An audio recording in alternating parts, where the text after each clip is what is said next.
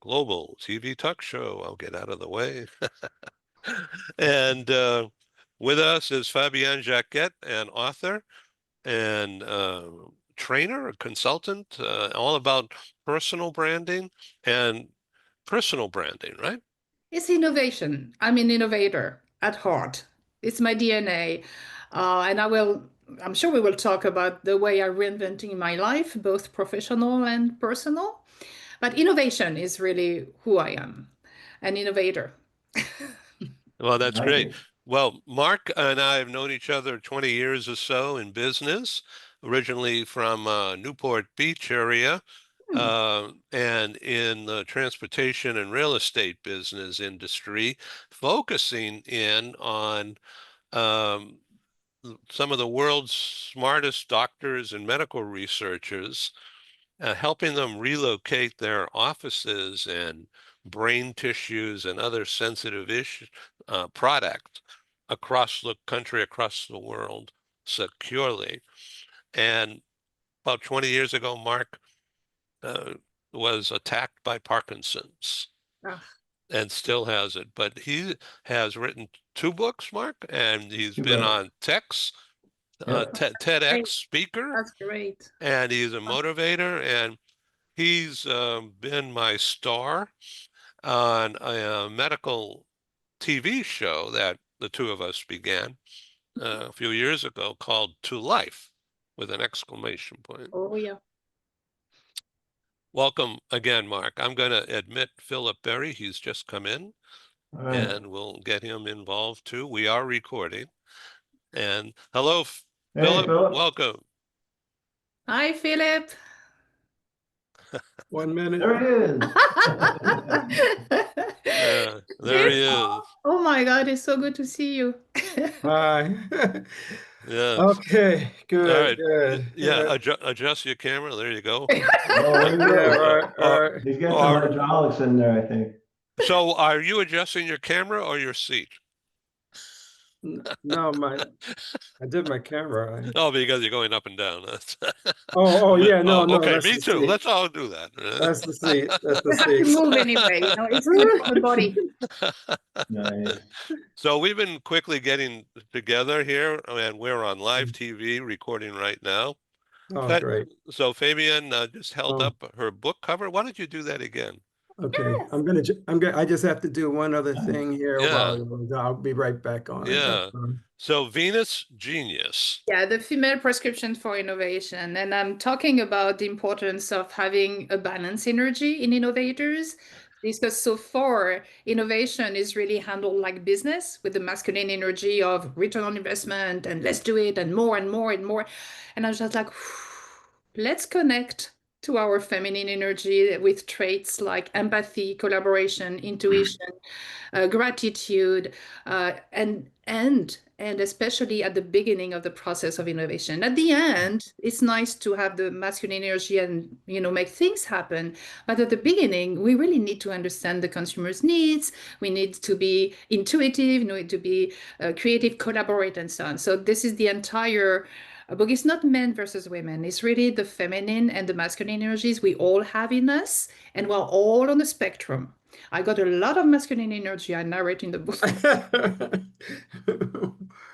Well, I don't know what to say to all that. Let's see. I have a lot of feminine energy. And it's good. And it's good that we're all balanced. Because Well, no it's beautiful. Bring it on. Oh, So that's great. personal branding, I have been guided and mentored by Philip for a long time, and so I get it. But a lot of people out there don't understand it and don't think it matters, but it does because it's how, according to Philip, how the personal brand meshes with the professional brand to create the beautiful you or the terrible you. But let's talk positive. which is beautiful. So, how do you measure your personal brand, Fabian? I think there are obvious signs like my energy, my bubbly energy. When you talk about the visible signs, don't laugh, but my lipstick. This is me because I'm a little bit bold. I love the colors. I love joy. I love, and beauty. And so these are little things like that that start with the brand. So the bold colors, the patterns, the joy, the bubbles. This is the outside. And as I narrate in my new book, it's being who you are. And I'm this bubbly, smiling personality, and it's difficult sometimes to be who you are in a very corporate and serious world where everybody, and Philip, knows that, wants to behave, we have a corporate attitude and be serious. And I mean, like, oh, you smile too much, you laugh too hard. And I'm just, this is me, and this is who I am, and I bring my unique self and my unique gift. So this is how I see personal branding. Have the courage to be who you really are and bring what's unique to the table. Yeah, all right. We're joined by two people here. Ken Lloyd, Dr. Ken Lloyd is in LA. Meet Okay. Fabienne Jacquette. And you already are familiar with Philip Berry and Mark Colo. And also in the studio, but not yet on screen, is just a wonderful guy, an author, John Verico. John, you're welcome to join when you're ready. We are talking live here on Global Business News TV Talk Show Network. That's a mouthful, isn't it? But You there's did like well. 2.6 million out there who will see this recording in subsequent days and weeks. That's the Anchor network that I've been fortunate to develop using YouTube, of course, but more so, and especially LinkedIn, that's really where the business community resides. And all of those connect through my RSS feed out to Apple and Spotify and other things. And we also have a Facebook group and some other minor distributions, but it's really the LinkedIn business community that we're talking to here. Ken, thanks for joining us. What's happening? You recovered from the election? Very interesting. It's an old Chinese curse. May you live in interesting times, and we certainly do. That's great. John Verico, if you want to join us, please speak up or send a message to everybody. I welcome you. Okay, we're talking about personal branding. What is it? Philip, please take it from here. No, good. Thank you very much. And I'm going to just see if I can set up.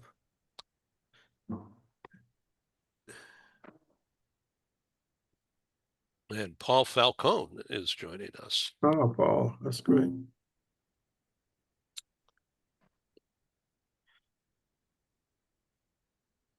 Okay, welcome, Paul. Can you hear me? Yes, and we see you. Okay. Good. Good. Hi, Paul Paul, how are you? Falcone. Paul Falcone is an author of was it 17 or 18 books now? 17 books. Yeah, very good. Thank Yeah, you. that's great. And it's very, very well known. Even these books that were written a long time ago, they're still selling, thankfully. And like 1001 Things to Not Say or to Say in Difficult Situations. Close enough. That's right. That's right. 101 tough conversations to have with employees. Right. Good, Ed. You were close. Yeah, right. Give and take or zero. Ken and Paul meet special guest Fabienne Jacquette, who's an author. Pleasure to meet you, Fabienne. You're welcome to hold up that book cover again. Venus Genius, which means a woman is a genius. Excellent. The feminine energy we all have in us. Yeah, all right. So Paul is fortunate and really happy to announce that he is on the board of the American Management Association and also HarperCollins Leadership Series. Is that correct? Right. Yeah. Yeah. I write for both HarperCollins Leadership and for the American Management Association. So thanks, Ed. Thanks for the plug. Okay. Yeah, I just want to make sure that everybody knows that Dr. Ken Lloyd and Philip Berry and Paul Falcone and my friend John Verico is now going to join us. These are all authors also. And when I sent around the bio stuff, I built a website with a picture of your book and your headshots. I got all these people who want to join. And so I said, yeah. Good. So welcome again, Philip Berry. Okay, good. Thank you so much. So what I'm going to do, Fabian, in terms of why are we here? I've known Fabienne Jacquet for a number of years. We worked at Colgate-Palmolive together. Yeah, and she's has been one of the leading marketing people within Colgate, and also she also is a scientist. So she's not just an individual who is markets, she understands how to produce products. And she's originally from France. I mean, I met her in my assignment when I was in Paris. But moreover, I'm going to do an intro to why this whole issue of personal branding and rebranding is very important. And then Fabian will follow through to go through some in-depth pieces of not only her present book, but also another book that she has. And like myself, Fabian has been an expatriate, and so when she talks, she'll be able to speak to how that has informed her professional perspective and how it has enabled her to be a great marketer and innovator of brands. And after I speak, I want to go through some pieces where I'm going to talk about the what I'm calling the professional rebranding cycle. And what's interesting is that many people, they are so fixated on branding. However, when you are going through a change and transformation process, what you want to do is to look at how you rebrand yourself so that way you can align your reputation and image with and goals with aspirations that you might have for moving forward. And what I want to do, I'm going to tie this also into how AI and innovation can enhance your process of moving to developing your personal rebrand in 5 critical stages. So I'll go into that. And then after I speak, what I'd like to do is to let Fabian speak. Like we have until like 1 o'clock. And so I'll let Fabian speak, and then we'll be able to go into in-depth questions and Q&As, if that's okay. Yeah, I just want to say use the chat, everybody, to share contact information and ask questions. Okay, let's Right. go. So I'm going to talk about this from 5 stages. And, it's always important to have a process. Some people look at this whole issue of personal branding or rebranding as something that's just based on your subjective approach to what you're doing and how you're doing it. But there actually is a process, just like anything else. And so I'm going to go in depth into some of these processes, starting from the point of a self-assessment, execution, market relevance, how you differentiate yourself, and storytelling, and how all of those pieces fit together. And they are extremely important components of any process that individuals have in terms of moving forward. And one of the things, since I have been the VP of Human Resources over 60 countries at one point in my time, HR organizations over 60 countries. And because I have moved people to a number of those countries and also have been able to help individuals in their career choices and aspirations, and as they planned on how not only they would improve the business, but also how they improve themselves, so that way they can make a contribution that was going to be relevant. And so I'm approaching that from this particular perspective. And the first part in terms of self-assessment, is having individuals really identify what is their core, and being honest about their strengths and their values and their purpose, because that really lends itself to being able to determine where you are now and what you want to transition to. You can't do that without a really clear assessment of where you are now. And naturally, there are a number of psychological assessments and values that I use to help individuals in their process. And also Fabienne will talk about some of that from the standpoint of how she uses those type of strengths and assessments in what I'm calling stage one to move forward. Identifying more specifically what's unique about you. What is it that you bring that's different than other people? So many people are able. It's so interesting. I interview a number of people, and they're able maybe to talk about their strengths. However, they're not able to position it to say what's different about me. How am I head and shoulders over others? And then when I look at the strengths that I have in terms of behaviors, what are the values that are driving that? And how is my purpose being transformed and moved in a different area that helps me to be using as a foundation for change? But change is the important piece in this whole equation that people don't think about. And so looking at enhancing our this understanding of self-assessment through AI assessments is something that we'll talk about, how you can do that.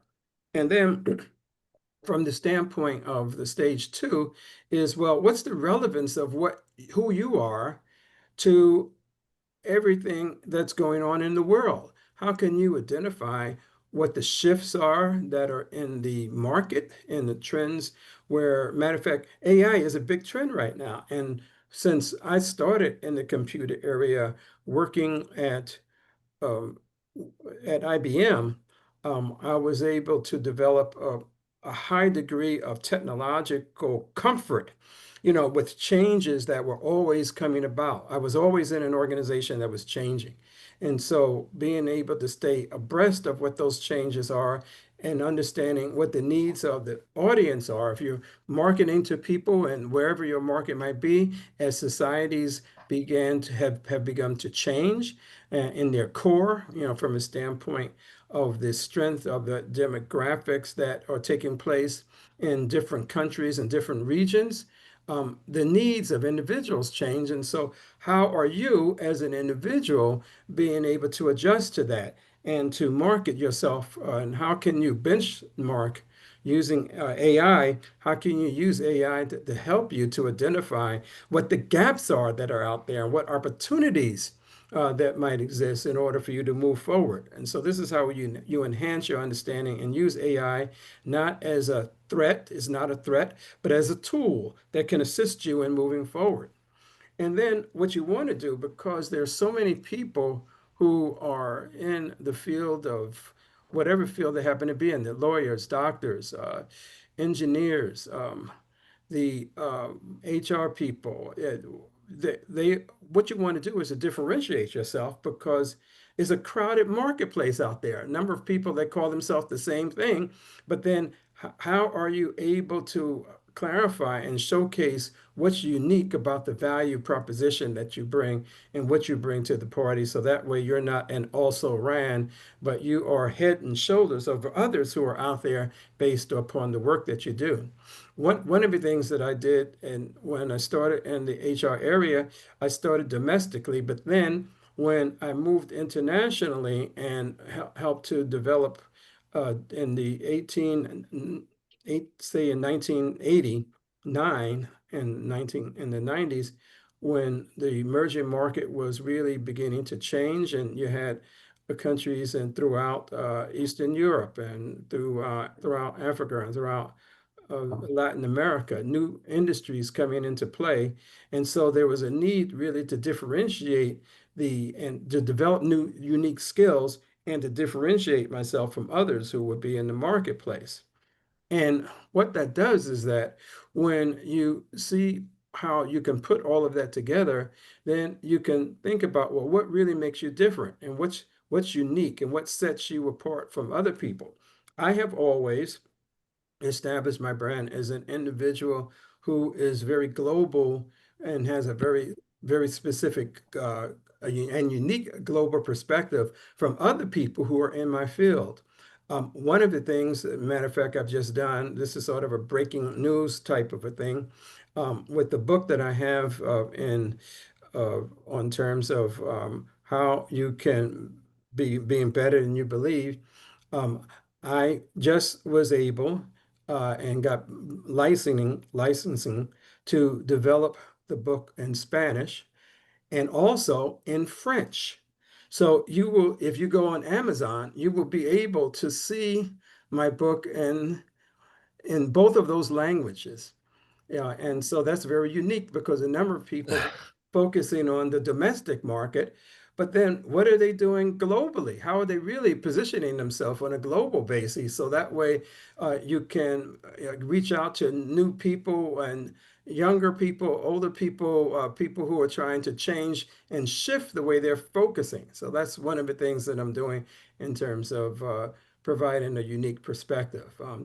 And then what do you bring to your, and what are some of your proven results? And that's why when Ed will ask the question, well, how do you prove what you're doing and how do you measure it? Well, the one thing that I'll be doing is continuing to measure that my work based on how many people I'm really able to have gravitate to some of the concepts that I have. And naturally, I'm not going to stay at those two languages. As I'm starting here, I'll be going somewhere else after that, so that way I have something that I can play with in other areas. And then in terms of the storytelling, and here, Fabian especially is going to be able to bring some really unique perspectives in terms of how you're able to tell your story. Everybody needs to have a story, and we are able to position our story in different places. Many people don't think about that. They're rerunning old movies. Um, they're not telling a new story. There's nothing new that is forecast, and so with the story that they have is old news. One of the things that Ed has done with the business that he has is that as he has moved it into the area that he's in, he has been able to tell a new story when he looks at global HR news and also where it's positioned, the audiences that he's approaching, and how he's able to identify what works for him and what he thinks can work for others. So being able to be very Thank you. clear and authentic about that is how you look at how you can have facts that are created so that you have a memorable experience. And using AI and all of the other pieces and with LinkedIn and Facebook, all of the other modes of introduction are important. I'm also going to be looking at another mode of performing and telling my story a little later. Not in this session, but I'm working on something, and that will be new news that I'll be able to talk about at the beginning of the year. So, Philip, thanks very much for mentioning my upskilling and reskilling. It's been out of necessity. It's not something I was dreaming up. But, I want to make sure you all know about Paul Falcone's. His background is immense, going back years as head of HR. And Paul, please correct me if I get this wrong, but head of HR for Paramount Pictures and the network of companies related, including Nickelodeon Animation. Is that right, Paul? Almost. Yes, head of HR for Nickelodeon Animation and head of international HR for Paramount Pictures. So I reported into someone who was responsible for global HR, but I was head of the international piece. And we had Europe, Asia, Latin America at the time when I was overseeing it. So you were very, very close. That was a great job. Thank you. I'm repurposing my brain here. Right. So what I'm going to do, I have just maybe two more slides to show.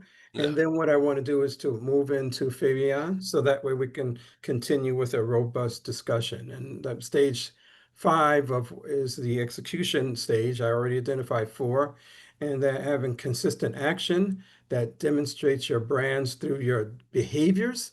We are what people see, not what we say we are, is the important thing to think about here. And then also, how can an individual continue to be more strategic in what they're doing in terms of presenting their brand, and then how can they reinforce the value of that through results and getting impacts in different areas. I just want to say that one of my favorite slides of Philip Berry's is the picture of the lion looking at himself, who he thinks he is, and in a mirror, big mirror, and what is showing is a pussycat, not a big Yeah, lion. exactly.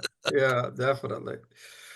From a standpoint of rebranding, the looking at doing a type of skills analysis is important, doing benchmarking, and also doing generative AI in terms of developing narratives and visuals and roadmaps that really bring life to your brand so that, just as Ed was just describing, a picture that out of the whole presentation that I might have made with that ad set through, but it was that picture that speaks 1,000 words. And that's one of the things that we have to think about as we're using AI. And then thinking about the last piece on this, is the rebranding journey really starts now.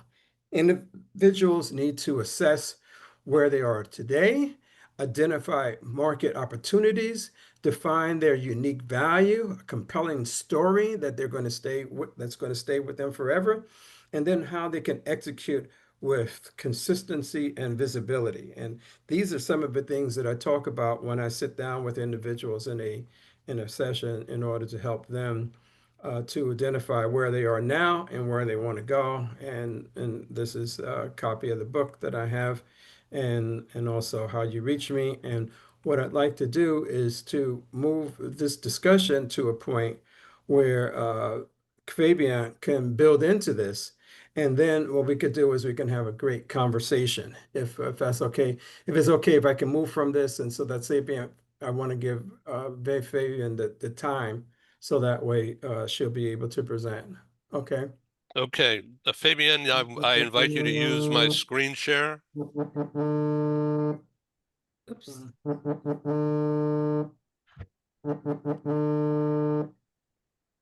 I don't know what what is that noise? Okay, apparently it stopped. Yeah. Okay, yeah. So I don't have any slides. I do it a cappella. Oh, I love that. That's rebranding. Yeah, I'm from Toulouse, south of France. So, like Toulouse and the tenors and the opera and so on. So I definitely can do that, I guess. I wanted to reflect on something that Phil said, which is very important. We are what people see. I narrate in my new book, when you try to understand who you really are, and we'll elaborate on that, but expatriation is actually a catalyst to understand that. And I did a lot of things.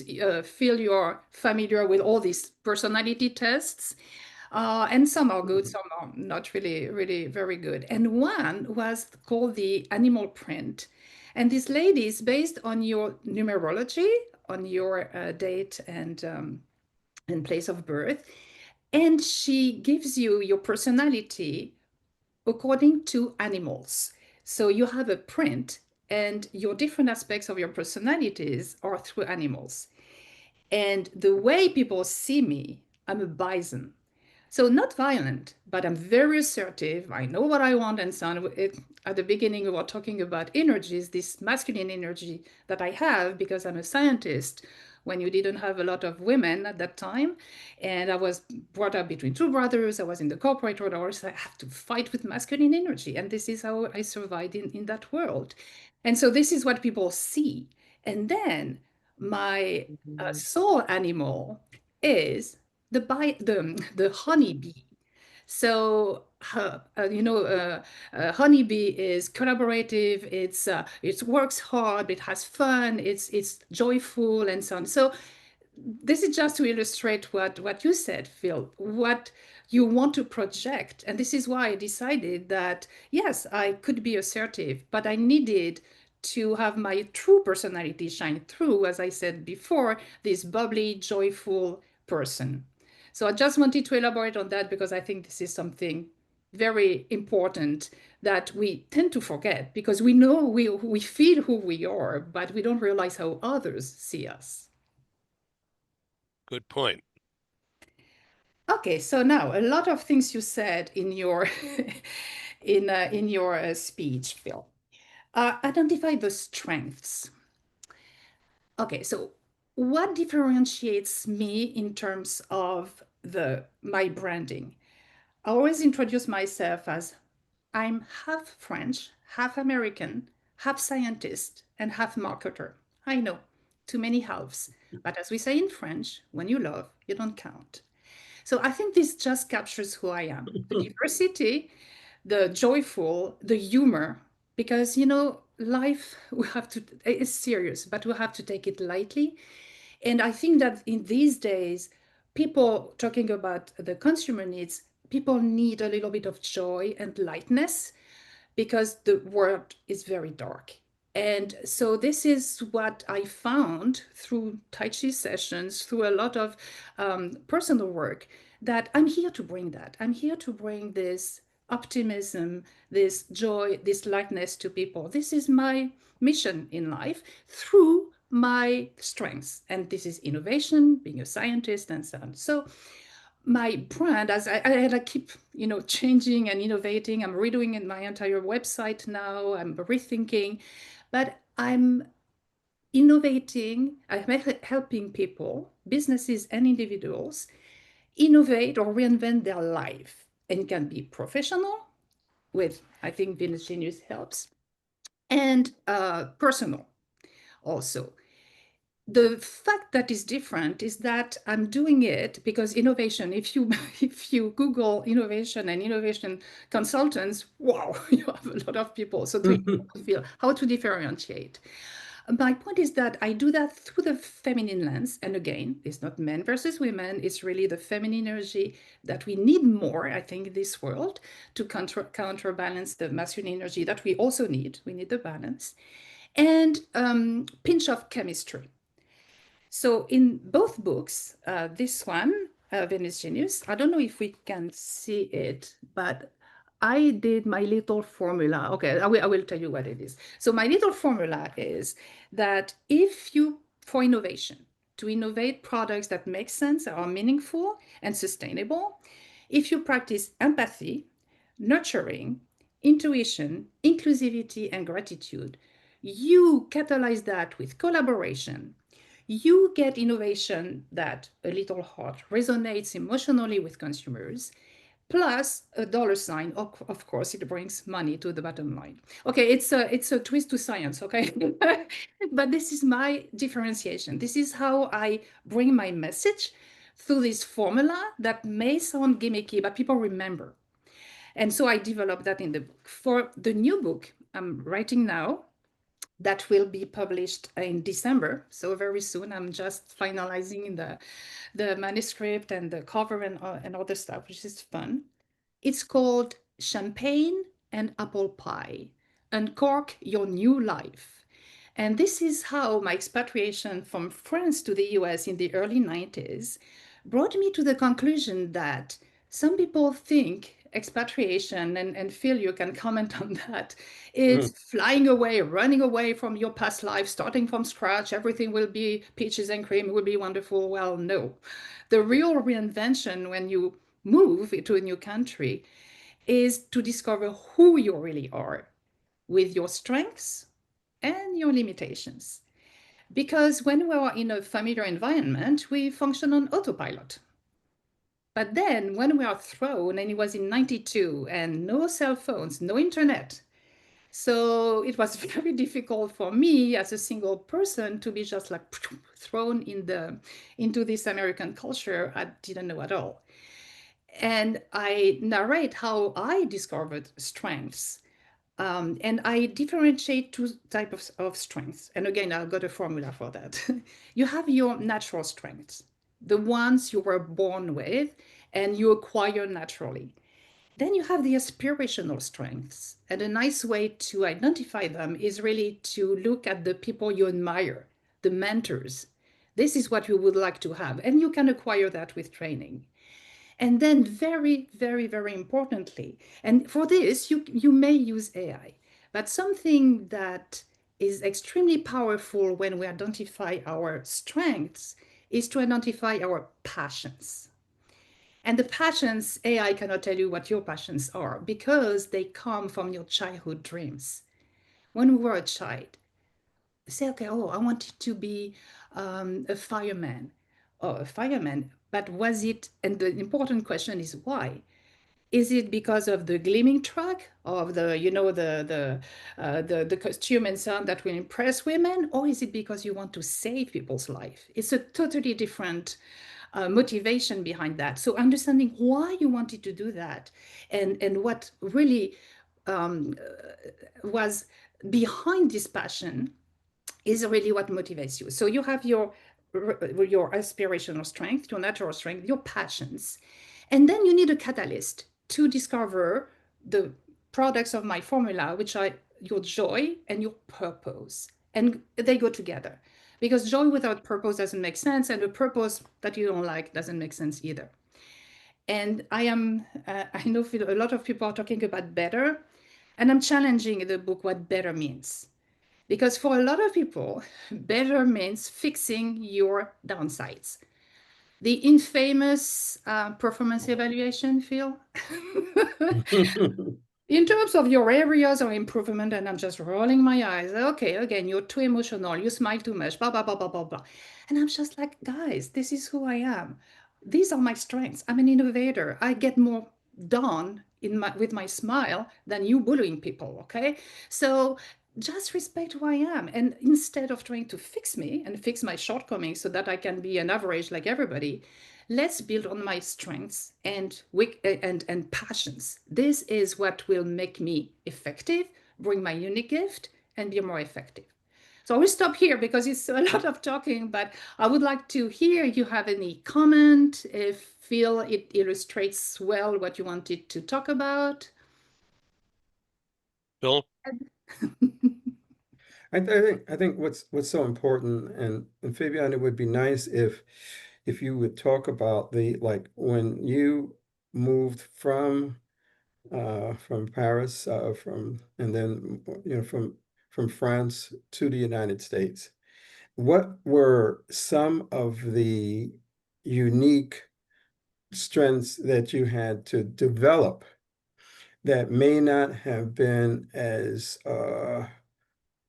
you may not have focused on as much before, but now you had to find maybe some new ways to focus because of the audiences that you're dealing with, because of the management organization and all of that, and how you were able to, as a matter of fact, when you talk about that you can bring and conquer a situation better with a smile and with and being able to focus with that, how you were able to use that and with the other strengths that you have and capitalize on it so that you could be a successful professional. One of the things that I learned to do that I couldn't do before moving to the US was ask for help. I wanted to control everything. I thought that, I knew everything and I'm a scientist and I'm smart, blah, blah. Yeah, of course. And then you arrive and I have anecdotes, stupid anecdotes, but again, no internet, nothing. And I'm in the store and I have no clue about how to pick a pantyhose because I don't know what pounds and inches and feet are. And I'm just like stupid facing the shelf. And suddenly there's this young lady next to me and in France, it's very personal. You don't ask people, can you, tell me what my size is? And this lady was like, oh yeah, of course. And I said, okay, I can ask for help, and people are happy to help. So this was one of the personal things I discovered. Hey, that's fine. Ask for help. People are happy to help, and it makes you a better human being. So vulnerability is something I learned. In terms of the typically American skills I acquired and that helped me personally, but very importantly, professionally, is the win-win concept and the collaboration. As French people, I'm sure you saw that, Phil, when you were in France. The French culture is really I win, you lose. So it's more win-lose. It's very hierarchical, and I'm the boss, I know. The health system, I was amazed here how doctors explain to you what they are doing and so on, and they give you options and you choose together. And I was in France, it's okay, I'm the doctor, I'm the big boss, I tell you, and they use the jargon, you don't understand anything. And to me, discovering that no, there is a win-win attitude, and by collaborating, we are better. I really improved my professional aspect because I was smart. I've got a PhD in chemistry. I know, like to focus. This is nice. I was the next Marie Curie, like, right. However, what I learned here is that when you collaborate with especially very diverse people, you bring your own thinking to the next level. So this helped me a lot in my professional life, and it also helped me in my personal life, as I was saying, to dim this bison image I had and to show myself as I was. So in both, and this in parallel, because we are who we are, and we should bring that to work. So it helped me balance the assertive and so on, and the solitary, very focused, very effective, with this more collaborative and this more vulnerable personality, and again, be more balanced, be more centered, and be more effective at work. Does it answer your question? No, no, that's great. I'll let others ask some questions. I have Yeah. another one that I'd like to ask, if it's okay, Ed. When Fabian, when in coming to the United States, what was and then now you've decided to stay in the United States for a period of time, uh, and I don't know if you're gonna ever go back or whatever, but what is it that made you, and let me use myself as a personal example for a second. When when I even though I traveled to and worked in 60 countries around the world, when I moved abroad to Paris, it left on myself and my family a profound influence on us. And when I went back to the United States, I wasn't the same anymore. And I stayed a few more years. I guess I stayed, well, I stayed maybe 5 more years, and then I decided to go off and start my own business. But it was because I was enlightened based on the experience that I had living abroad, and that really made me a new person.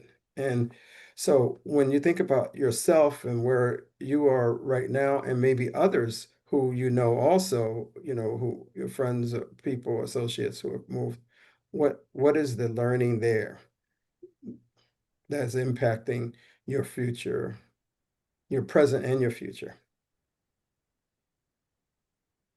I'm a rebel, so I always challenge things. I don't think we change.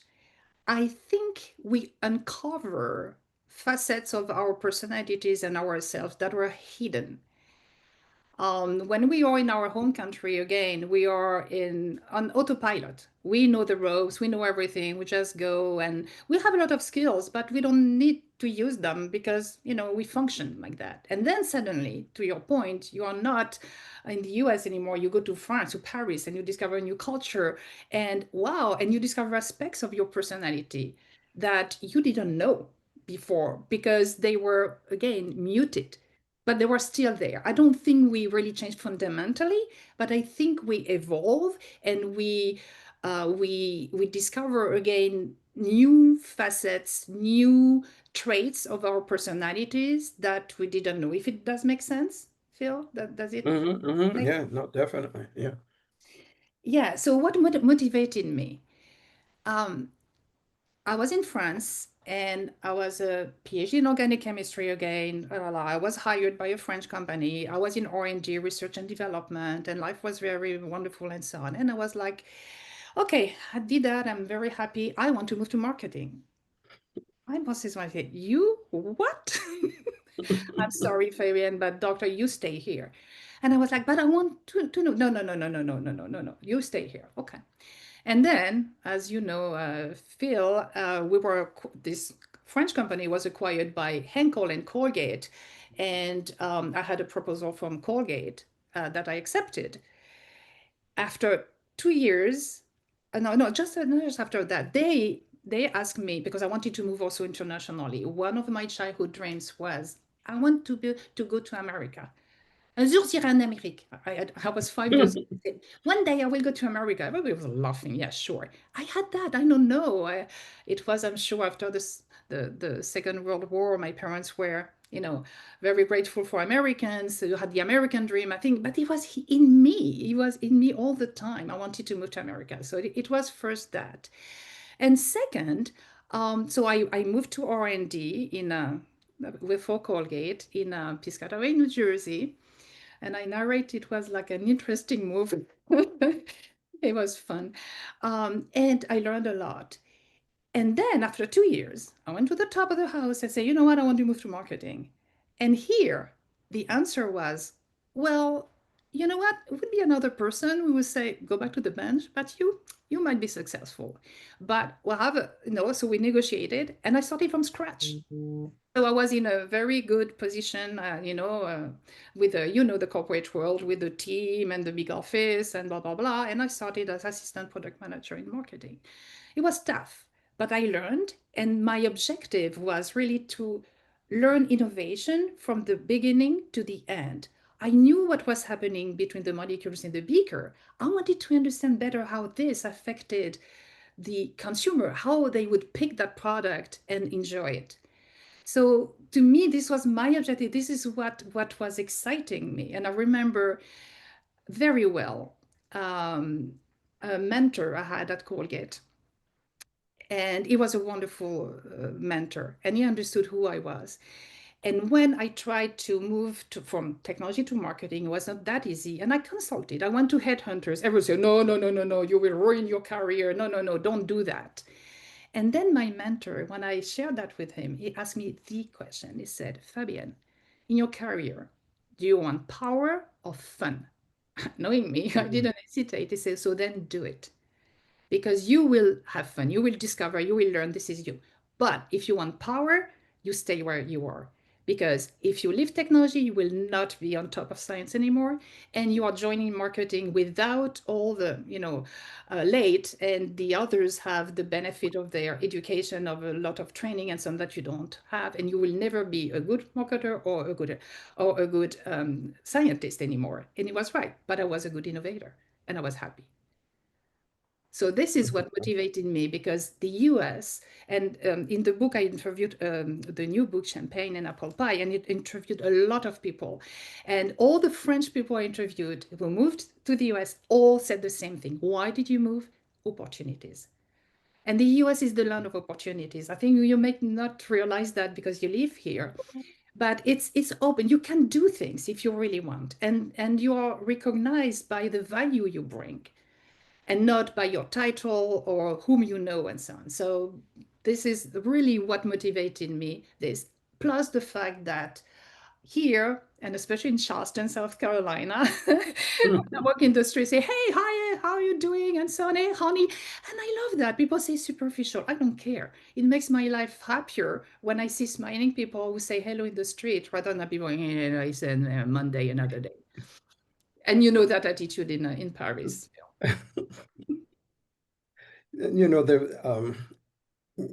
When we talk, that was wonderful, and I like the point that you made about how you discover things. Like with change, it's really about maybe discovering some aspects of you that you would maybe want to put more emphasis on or explore more, and a matter of fact, I think that also is something, it resonates with me because it helps to also explain why when I was reporting to the CEO of the company.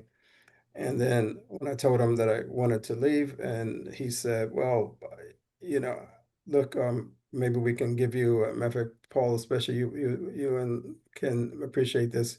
When people are leaving a company, then what they want to do is they want to give you more shares of stock and all that kind of stuff. And I said, look, I know the game that we're going to be going through because I've done it to keep a lot of people who are chief operating officers. And if you think that the only thing I'm telling you about my move is that I want to get more money, then you don't understand who I am and what's important to me. So I think you really helped to bring that alive, in terms of why I left and decided to go. So Thank you. let others talk. Yeah, Thank you. John Verico, welcome. Hey there, it's great to see everybody. Fabienne, you made a really brilliant point when you were talking about making that transition from doing the science to going to marketing and understanding kind of how things translate to the real world. Why would people be interested in it? I worked in public affairs, in research and development for many years. And the biggest challenge we had was getting the scientists and engineers and the people who were doing the innovation to be able to translate why it was important, what it would mean to people, and how it could be used. And I think that's the most critical thing when we're trying to brand anything, is to make sure that people understand how it can be helpful or what it actually does. So let me ask you this side, when you were in that position, how were you able to convince the people who were doing the research to translate that stuff into, usefulness and utility for the general public? Like, how will this product make a difference for people, not just because you're doing it? Yeah, so first of all, thank you for your question because it's very close to my heart. So first of all, the other dreams I had when I was a kid, I wanted to be a translator. I never became a translator. However, when I moved from technology to marketing, I did become a translator. I was a translator between the scientists and the marketers. Mm-hmm. So when we would work on a concept, and even if the concept was crazy, the scientists, they trusted me because they knew I knew what was behind. And when I was talking to the scientist about a new concept, they say, okay, that's fine. So first of all, this helped a lot that you need liaisons. You need people that both parties, because when I moved from technology to marketing, some people go, oh, you're going to the enemy. Oh God. But Isn't that true though in the scientific world? If you popularize science, you're kind of like you're ostracized exactly. by the rest of the scientists. Absolutely. So you have the scientists, you have the marketers and silos, and they don't talk. So first of all, the fact that I bridged that was very helpful, I think. And then, Phil, it will be music to your ears and bringing back to your formula. I use storytelling. And this was so powerful. So I had a consultant who is a very close friend now, actually, and who is a marvelous storyteller. And I invited the scientists with their technologies, and I will give you an example. So we were building a structured formula for a body wash. And the structure was to hold the beads, the little beads, visible beads that we had there. And the marketers say, oh, why do we need that? They didn't really get the benefits and so on. And then, I remember it was an Asian guy. I say Asian because he was very shy, not outspoken and so on. But he was brilliant. And the lady, the consultant in storytelling, will say, okay, let's imagine a story to explain that. So the guy started to say, you know what? I was in a marsh and there was some moving sand and so on. And I was about to sink. And then somebody threw this net over and I could walk and so on and go on that other side. You see your formula. If you don't have this very expensive ingredient to hold the beads, it will fall and so on. Oh, and suddenly the marketer said, ah, okay, now I get it. So a small example, but this is how we started, to translate and have the scientists be able to express through storytelling what the technology could do for the marketing and for the concept. But another way I initiated later on, Phil, when I was in the US, was when we were working on a project. I started with a multifunctional team. So you had the scientists. We call that, the rapid prototyping, and it was really in 4 days. So in 4 days we had a concept, and we had some routes for technology, some options. So you had the scientists, you had the marketers, but also safety people, legal, financial. All the people were for 4 days, and we were building together the concepts. We had the prototypes, and you had consumers come in at night and give us the feedback, and we were iterating and so on until we had a prototype at the end. It was a miracle in terms of communication. I remember very vividly a scientist telling me, wow, the concept is so difficult to write. I thought you just, put the words on the paper. And then when we were preparing the prototypes to be shown to the consumers, the marketer was saying, you have to do all that to create one sample? Oh my God, I will think now twice before asking you to have the sample for yesterday. So you see, being able to experiment, again, it's like storytelling, experiment what the job of the others was. And this is where the American way of working, collaboration, and working together helped a lot. Does it answer your question, John? Yes, thank you very much. Exactly, where I was thinking that you had an advantage because you came with a science background and they trusted you that you would translate it correctly. I came from a communication background and I was trying to translate this stuff and they would push back and go, "No, you're simplifying it too much." I'm like, they just didn't trust me enough. I mean, I was successful at it, but, for many years, but breaking in was very, very challenging, and convincing them that it needed to be done was the hardest part. And mostly what we did through storytelling was we would share, hey, look what your colleague was able to do because he was able to translate it this way, and so we can do that for you too. And that's how it was challenging, but it's so true. Storytelling is that's what we relate to. That's how we get through it. Yeah. Here- And then Thank you. there is another, just to build on that, there is another one, role playing. And I use that. I was, my last years at Colgate, I was in external innovation.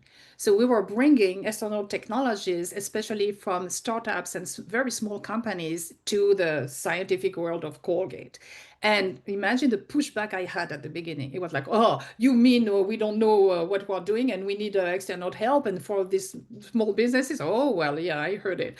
And so what I did, I used role playing. So I had a script, and I had one was the Colgate script, the scientist, and the other one was this startup. And they had the script, they didn't know what it was. And then we play the roles that you meet at a conference, and this startup is pitching, the Colgate person and so on. I'm telling you, it was, again, a miracle, because people suddenly, oh, yeah, I understand you have different interests. Oh, yeah. So they have the technology. They will accelerate actually my research, and it will help me. So it was role playing, storytelling, again, the human aspect. It's amazing when that little light goes on, right? Thank you. Sorry, Ed. No, You it's asked me okay. how I'm talking. I'm learning. So there are two others here who tell wonderful stories, and that's Dr. Ken Lloyd and Paul Falcone. Paul, you're speechless, huh? There we go. When I Oh, get there you go. compared to Ken Lloyd, it just stops me in my tracks. I know, when you're with the master there, Ed, it's good. No, it's Ken. Great to see you. The funny thing for me, Fabienne, is that being a coach, being an executive coach, and raising awareness about personal branding, people don't think about it. Oftentimes, they make their way through their career. And what I do is I just draw a simple circle and I cut it in half, put a line through the middle. And in the top half of the circle, I write the word performance. And in the bottom half of the circle, I write the word conduct or behavior, either word, conduct or behavior. Most people are so focused on the top half of the circle that they get through their careers successfully, but they're not giving the appropriate level of career introspection about their brand.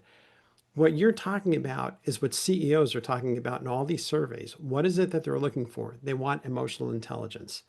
They want empathy. They want creativity and innovation.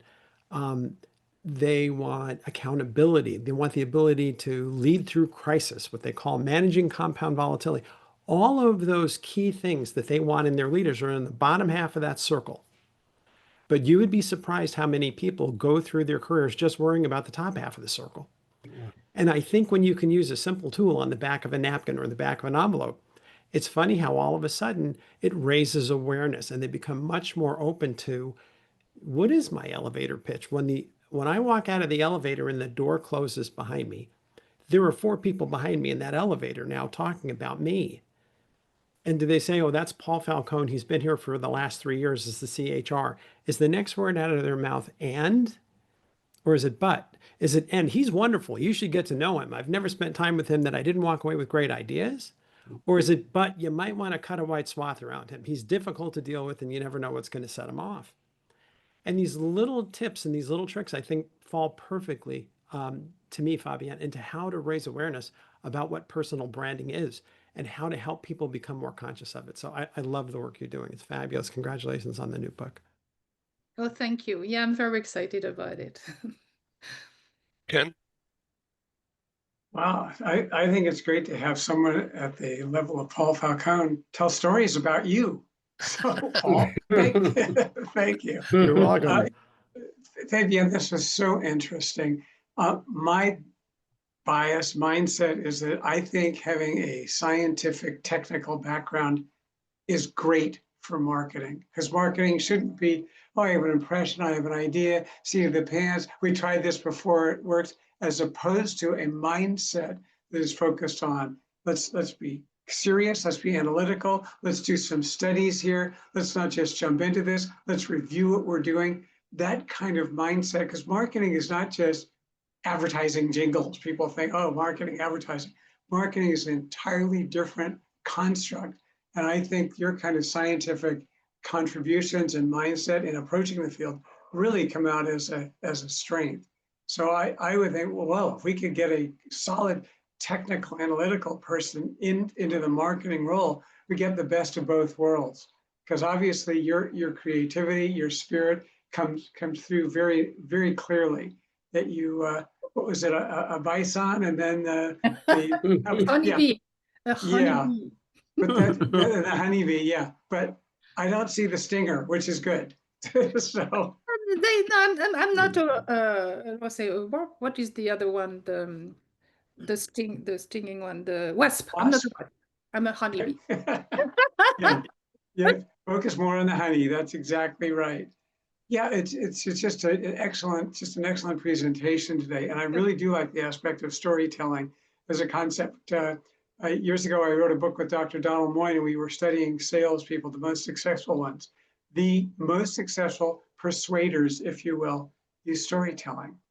It's visual, it's memorable. Hey, let me tell you a story about this. Just hearing that, oh, as opposed to saying, here are the 6 reasons why you do it, I can put in a story about someone I knew who was in a position just like yours. Let me tell you what happened when it's a whole different approach. The storytelling is wonderful. And again, people enjoy them and they're memorable. You'll remember the points far more easily in a story than if you just, here they are, take them. So anyhow, I think the overall presentation that you made today is very helpful, very important. And I do like Philip's as well. Philip, love the notion of what value do you add with all the analysis that you're doing. Now, what's your unique value proposition? And make sure you understand that. So to me, that's all very, very helpful. And that's today's story. Yeah. John Verico, thank you for your participation. Paul Falcone, thank you. I understand you have to leave. Come on back and tell us about what's happening in the boardroom at Amicon, if you can. Thanks, everybody. Yeah. Thank you. Thank you. Thank you. Thank you very much for you. Fabian. One and all, Tout, just tout terrific. alors. Hey, how many decades filled we won't say. Yeah, right. I A long really, time. I really thank you all for being on Global TV Talk Show. You'll all get a copy of this program later in my day today. In my day today, starting at 5 p.m. California time, it's going to be tomorrow morning in Asia Pacific, and we're doing a Hello Asia Pacific broadcast. And you're welcome to join us. We have an interesting group there. Let me know, send me a quick email, and I'll flash you the Zoom link. But thank you, Fabienne. Nice to meet you. Why don't you hold up the cover of your book again for the camera? There it is, Venus Genius. Now, did you come up with that name or did you outsource that? Brainstorming. I brainstorm with my friends, and this is how it came up. Same thing for the champagne and apple pie. At the beginning, I had champagne and Coca-Cola, and then I could get the rights from champagne. Coca-Cola never answered, so we had to find an alternative, and we brainstormed. But when somebody came with apple pie, I say, apple pie is not American. I say, what? And I say that in the book. When you are not born there, I didn't know this 1975 Chevrolet advertising. I had no clue.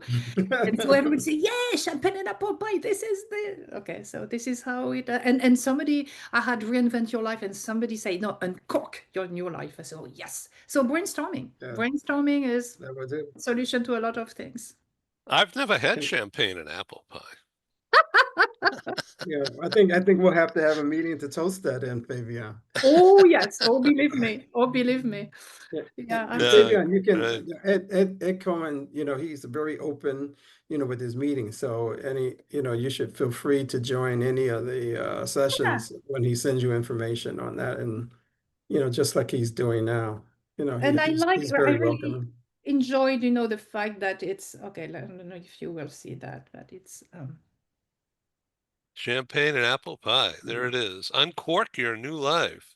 I was Yeah. one of the reviewers on her See, yeah, you're on on my the cover and newsletter, so everything. you could So. vote. People love that when they vote on cover options. Oh, this is a great thing in the author community. Exactly. Thank you for helping. Yeah. Okay. Thank you so Marcolo, much. thank you for your time. Marcolo, would you Ken, like to thank say you. something? Yeah, I just wanted Mes to leave amis, a one, bientôt. Okay, a bientôt. A I bientôt. want to leave two jokes for the audience. Fabienne, did I pronounce that closely enough? Yes. All right. You talked about laughter and humor, and you touched on that. And I think it's important in any interaction that you have laughter between yourselves. And I like to joke about my condition because I've had Parkinson's now for 20 years. And I'm able to tell some pretty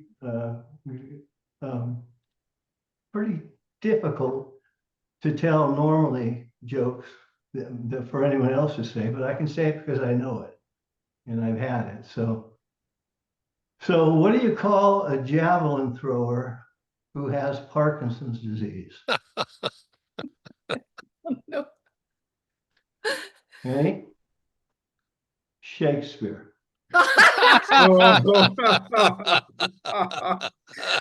Brilliant. I like that. All right, I love that one. Here's one more.